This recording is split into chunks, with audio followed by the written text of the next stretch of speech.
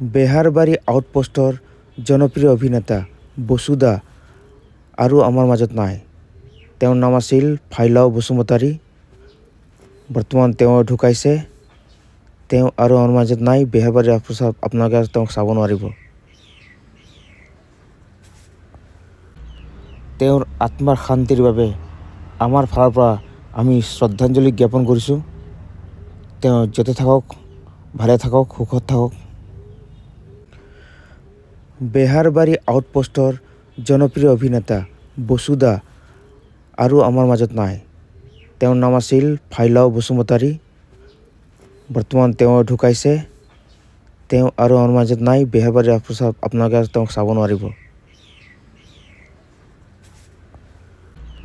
তেওঁৰ আত্মাৰ শান্তিৰ বাবে আমাৰ ফালৰ পৰা আমি শ্ৰদ্ধাঞ্জলি জ্ঞাপন কৰিছোঁ।